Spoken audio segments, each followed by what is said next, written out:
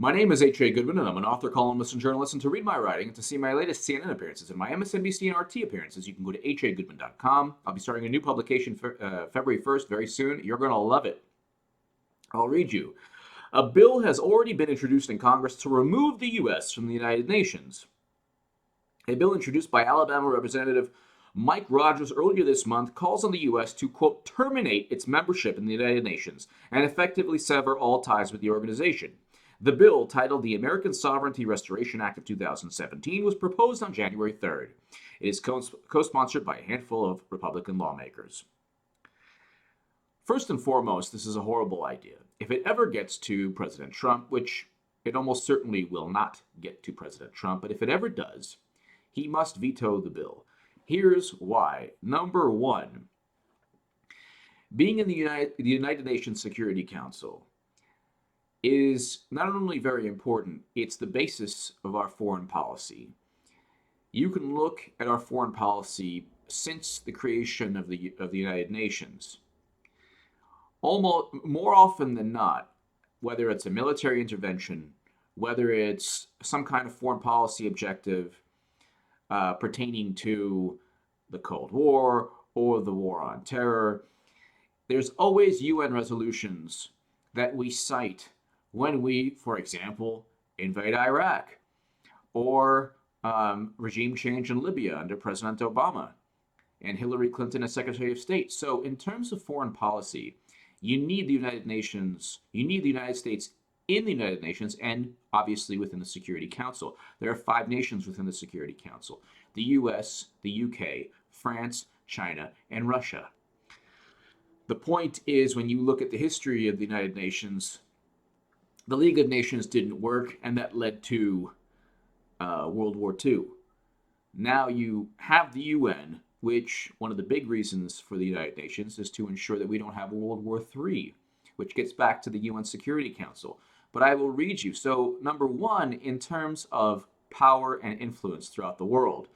Now, what I'm saying, you might say, HA, that's actually a good thing if our power lessens and we're not that influential and we're not meddling in everyone's business and we're not the world's policeman. In a way, I agree with you. I don't want never-ending counterinsurgency wars. I don't want to send Americans back to battle in the same failed wars that we've already sent them to. That's something that's the reason I don't like the Democratic Party, because they're very similar to Republicans in terms of war and foreign policy. But the issue is the United Nations does a lot of good in terms of fixing the horrendous mess that we've helped make in the Middle East inadvertently. We wanted to bring democracy. That didn't work. So number one, in terms of U.S. foreign policy, it's really predicated upon, in large part, on UN Security Council resolutions and UN resolutions. The second thing is that you want to have some influence in the world, and you want to go ahead. You don't want to remove yourself from a global dialogue on a whole bunch of things. The third issue is in terms of our foreign policy. Let's say, for example, we invade Iraq and remove Saddam, and then there's an ensuing civil war. Then that civil war leads to unrest throughout the Middle East, in Syria, and then in Libya, and now in Yemen. So Bush, let's say, starts a domino effect of all these unintended consequences. Now there's a huge, enormous Sunni versus Shia divide where Saudi Arabia and Iran are going at each other's throats through proxy wars in Yemen, in Iraq, and throughout the Middle East. You have UN Security Council resolutions. So I'll just read you. The United States should be a part of the global discussion of what takes place, in large part because our foreign policy helps inadvertently destabilize the planet. So we at least need to try and fix a lot of the things that we do, that this kind of blowback, unintended situations. But I'll read you 2016. I'll put the link below. The situation in the Middle East, December 31st. The situation concerning Iraq. These are all UN Security Council resolutions. The situation in the Middle East, including the Palestine question. The situation in Liberia. the situation in the Middle East, Syria, maintenance of international peace and security, the situation in the Middle East. So there's a lot of situations in the Middle East, in large part because of our foreign policy, which we base on UN resolutions and then have to then fix in terms of the humanitarian crisis, humanitarian tragedies that take place because of our foreign policy. It's not just us. There's a lot of problems and hotspots around the world that have nothing to do with U.S. foreign policy. And we also, in a way, help, or in theory, we help solve those dilemmas as well with other countries in the Security Council and in the United Nations. Reports to the Secretary General of Sudan, South Sudan. Reports on the Secretary General, Sudan. Non-proliferation of weapons of mass destruction, very important. So you want to have that dialogue.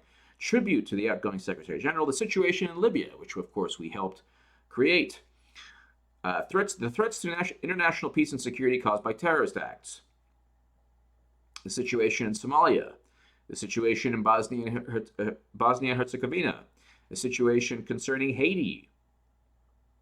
Maintenance of international peace and security, the situation in Liberia, the situation in Burundi, the situation in Cyprus, the situation in Somalia. So I'll leave you this link. This is just in 2016. The UN resolutions, Security Council resolutions are endless. When you look at the past 50 plus years, 60 years, or 70 odd years, you're looking at a global institution that the United Nations must remain in because there's a dialogue.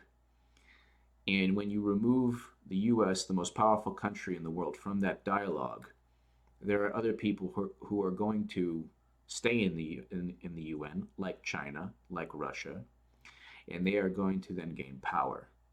So if anything I've said up until this point, you're like, H.A., you don't know what the heck you're talking about. Think of it this way. If you remove the United States from the UN, guess who gains power and influence and prestige? China and Russia.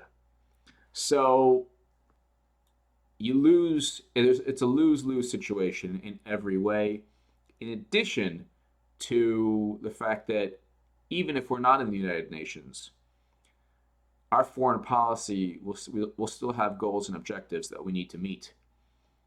So these UN resolutions, a lot of times we use them and we ignore the ones that we don't like.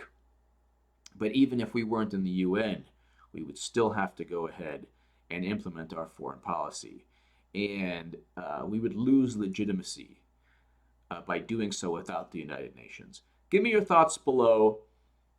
Kind of all over the place, like I usually am, but a lot of food for thought. If you disagree with me, you think we should leave, explain the consequences of leaving, and do they outweigh the benefits? Give me your thoughts below. Thank you so much for listening.